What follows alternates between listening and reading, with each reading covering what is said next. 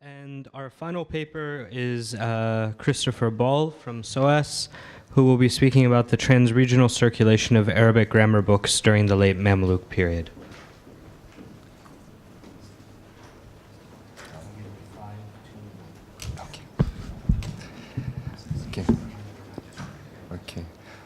Good afternoon, and thank you all for staying on for the last paper. I would like to thank the organizers for having me, for making this conference a very inspiring endeavor. I'd like to thank Anthony for chairing this panel and Torsten for putting it all together. This paper forms part of my ongoing PhD research, and the general idea of the project is to bring Arabic Islamic texts and their manuscripts from the wider Western Indian Ocean region together to study them as a form of cultural exchange. While scholarship on this region in the past has mainly focused on commercial activities, trade, and pilgrimage, I will advance the argument that the early modern period witnessed intensifying social-cultural connections between the Red Sea and Western India. And these connections can be studied on the basis of traveling texts. In particular, I'm referring to a transregional space which you can see here, consisting of Egypt, the Hejaz, Yemen, Gujarat, and the Deccan. While recent scholarship has shown that Persian was an important medium of communication across this space, the Western Indian Ocean, a language of literature, the arts, and statecraft, I will argue that Arabic represented a parallel idiom, a devotional language applied in the fields of Quranic studies, hadith, and theology, naturally, as you all know, but also in history, writing, and other fields. In order to read, understand, and interpret the Islamic texts from these disciplines, the philological subjects were of paramount importance. Learned communities had to acquire sound grounding in grammar, rhetoric, and lexicography, and these disciplines are my primary focus because they represent a broad section for a diverse application of the Arabic idiom. Recent research already pointed in this direction. Muhsin al-Musawi's Medieval Islamic Republic of Letters focuses on the cultural production in Arabic across the Islamic world from the 12th to the 18th centuries. He discerned elements which made up this field, generated debates, sustained its workings, and transformed interactions among learned groups. For example, there are traveling scholars, cosmopolitan rulers, textual genre, places of academic transactions such as mosques and madaris, and epicenters such as Cairo and Mecca. However, while he mainly focuses on the main text of the different works, I will place the different manuscript versions at the center of my investigation. And thereby I can trace histories of circulation of a text in the form of a manuscript, based on the notes that they usually come with, reading and transmission certificates, comments in the margins, seals, ownership statements, prefaces, and so on. And over the last days, we've seen in various papers that the analysis of these paratexts can lead to very fruitful conclusions. Thus, I'm assembling a corpus of transregionally transmitted Islamic texts that can be studied in their usage, how they were read, disseminated, and commented upon. In other words, the historical practices of Arabicized communities in a transregional field of cultural production. And this can be exemplified by the itinerary and academic transactions of the Egyptian scholar Muhammad Abu Bakr al-Damamini. And he was already mentioned by Adam Talib in his great paper in the previous panel in a different context. Al-Damamini was born in the northern Egyptian town of Alexandria in 1362, and after a successful life in scholarship and a less successful life in business, he died in 1424 in the city of Gulbarga in the Deccan, which you can see on this map. His learned achievements left numerous works in the disciplines of poetry, theology, and grammar. And during his scholarly education, he passed through prominent institutions which brought him into contact with famous teachers across the Mamluk realm. A detour into the weaving business literally went up in flames, and after a humiliating experience in Cairo of settling his debt, he probably considered it best to start a new chapter ashore. He had honed his academic skills well enough so that he could stand on his own, reach new shores, and establish himself as a scholar at multiple courts in South Asia. At the beginning of the 15th century, he traveled from Cairo, where he had taught in Al-Azhar Mosque, to Yemen, Gujarat, and finally ended up in the Deccan. On the way, he stopped in different places to either serve as a teacher in a mosque, such as in Zabid in Yemen, or to offer the skills he had honed back home in Egypt as a literator to the rulers of Gujarat and the Deccan. Three of his commentaries on earlier standard works in Arabic grammar rose to prominence during the following centuries, each composed as a literary offering to one of these sultans.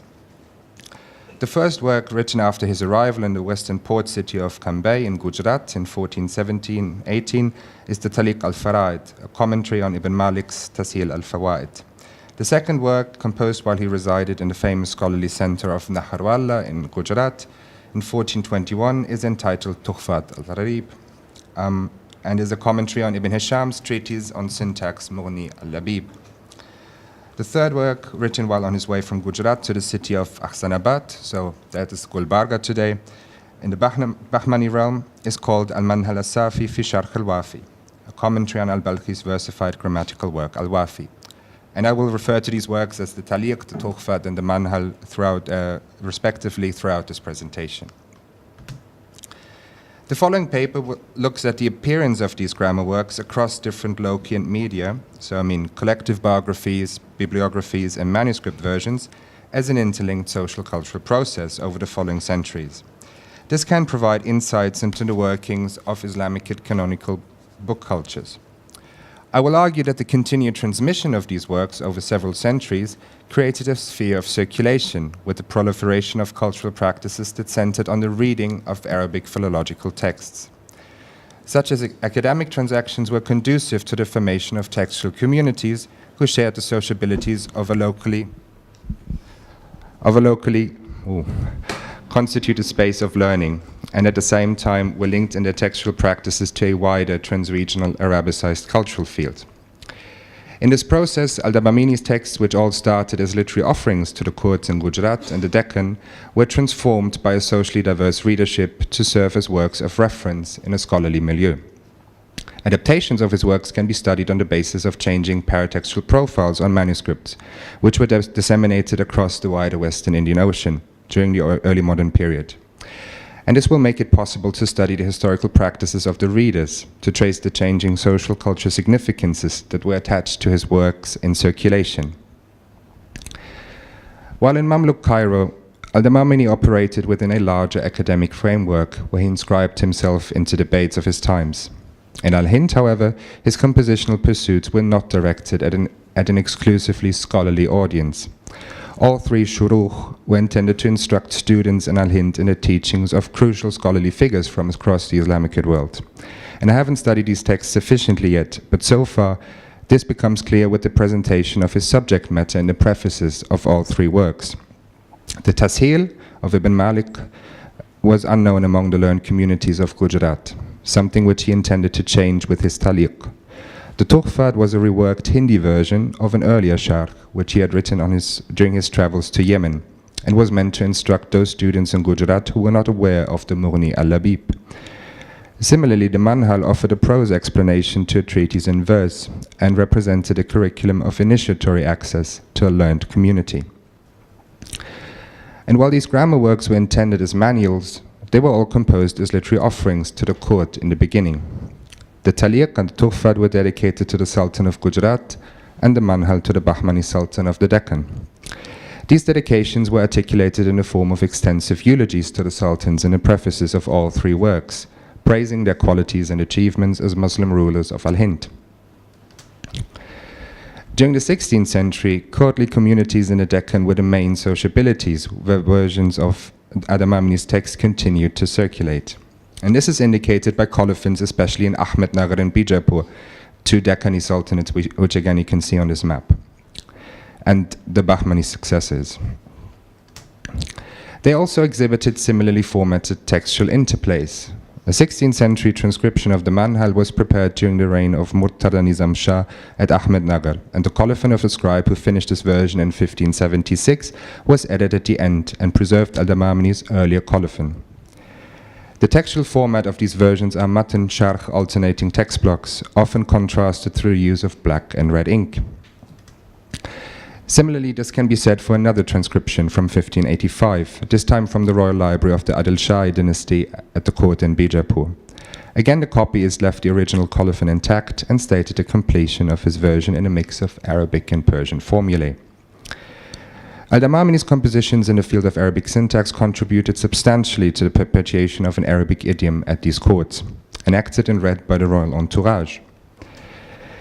Significantly for the South Asian context, these works were accessed through the Persian idiom. Interlinear Persian explanations and lexicographical annotations suggest that the work was studied front to back, and they point out one of the crucial cultural groups who participated in these textual practices. Especially Deccani manuscripts reveal that reading enactments of al-Damamni's texts were conducted through this courtly language, demonstrating the entanglement of both Arabic and Persian idioms and learned pursuits. By the 17th century, new reading enactments can exemplify that al-Damamni's works had entered the scholarly milieu more broadly. Two transcriptions survive in the Royal Library of Bijapur, where the intertextual relationship between al-Balkhi's matan and the commentary of al-Damamni are different to the text blocks from before. As you can see on these folios, the matan of the Wafi is written in large letters, each page containing only 5 lines. This creates space for later editions, which have been amply made in the interlinear sections as well as the margins. Among these marginal comments is also the commentary al-Manhal of al-Damamni, added in sections which directly relate to the passage of the matan. Visually, this creates a new intertextual relationship, in that the work al-Wafi is placed at the center and the commentary of al-Damamni is relegated to the margins. Still, there are more ramifications which exhibit that the work al-Wafi has been enacted in a very different way in comparison to the previous versions. This folio shows a table of contents for this work, including the page number and the grammatical phenomenon that is treated at this point.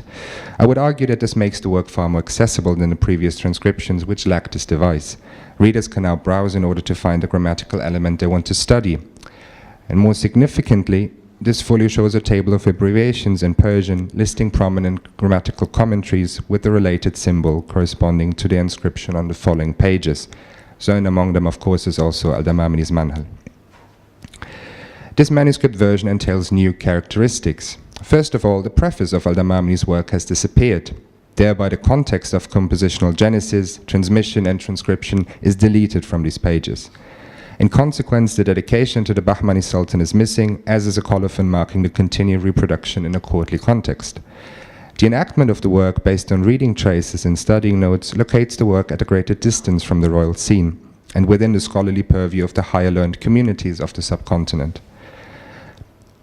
In the top left-hand corner on this folio is a note in Persian which identifies the student and copyist of this compilation of commentaries.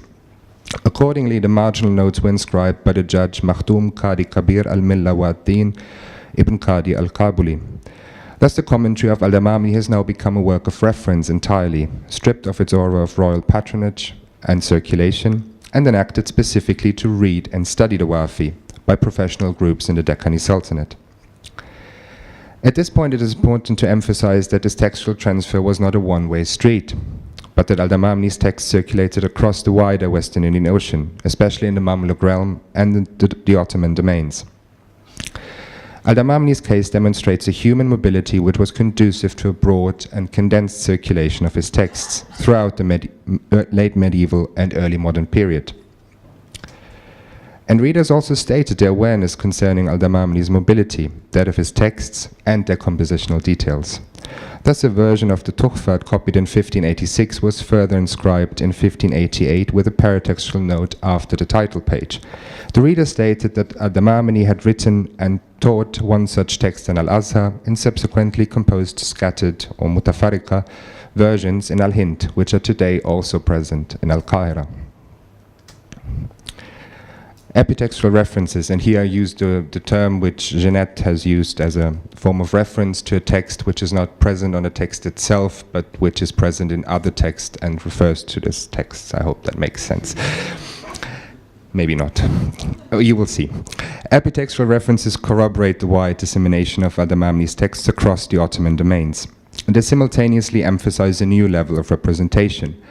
As mentioned before, al-Damamni had been a crucial scholarly figure across the Mamluk realm, underscored by the fact that biographical entries appeared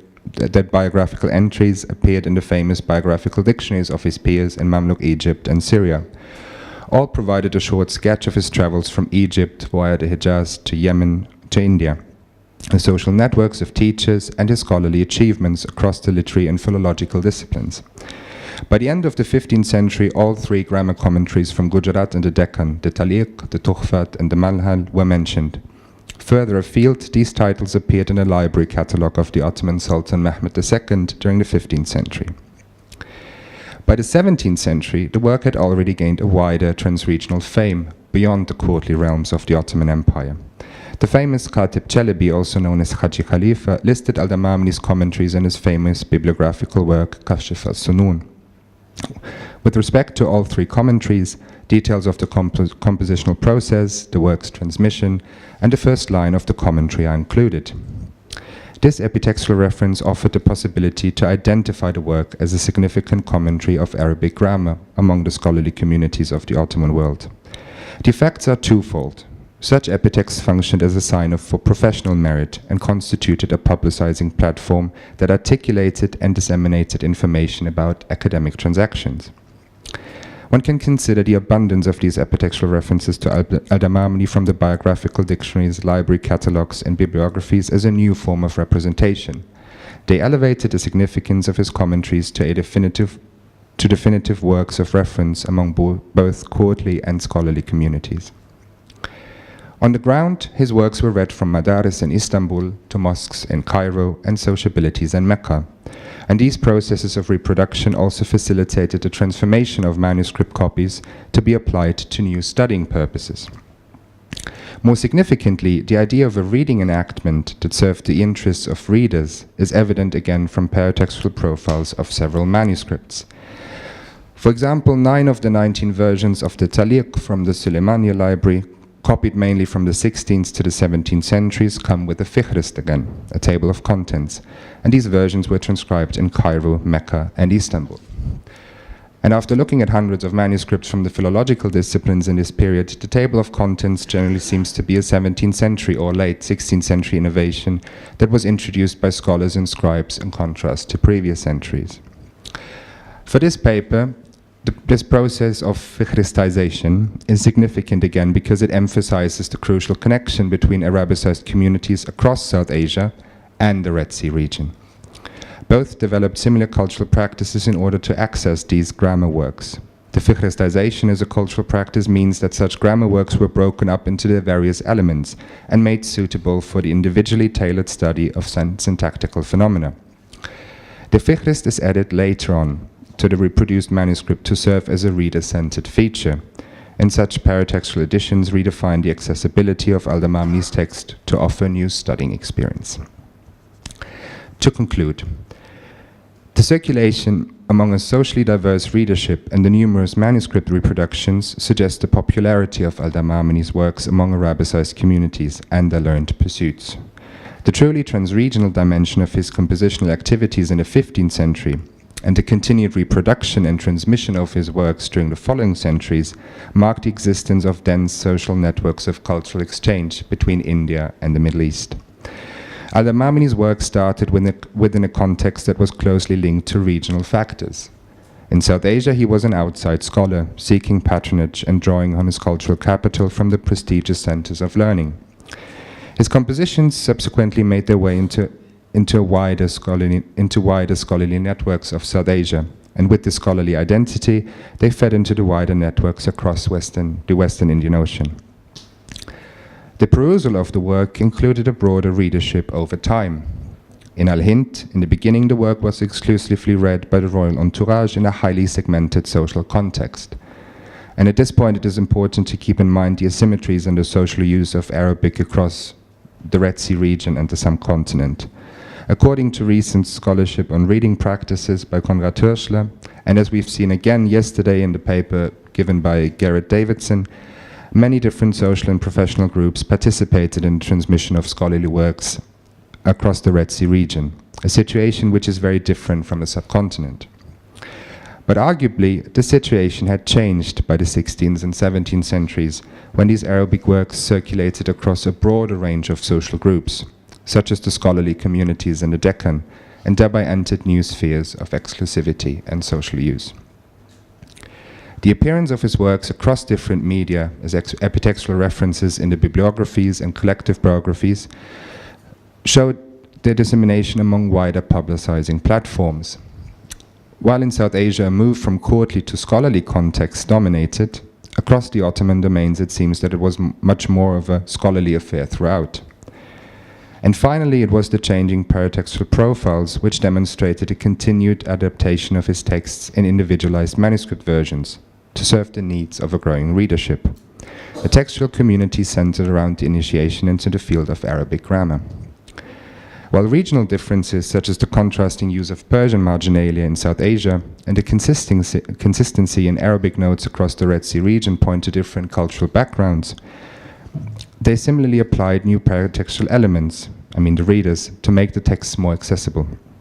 The Fihrist points to a crucial shift in studying enactments and emphasizes the links between, as well as the circulation of texts and cultural practices among communities on both sides of the ocean. These interconnected histories of circulation can indicate larger historical trends. They signify a condensation of Arabic connections that brought the Red Sea region and Western India closer together during this period. And this rapprochement is accompanied by changes in the modes of transmission and enactment, which point to larger transformations occurring in the field of learned encounters. The study of these manuscript cultures then allows to identify the growing community that participated therein. South Asian communities, their textual formats and practices had a considerable agency across the Western Indian Ocean and were in conversation with learned groups across the Arabian Sea. Thank you very much.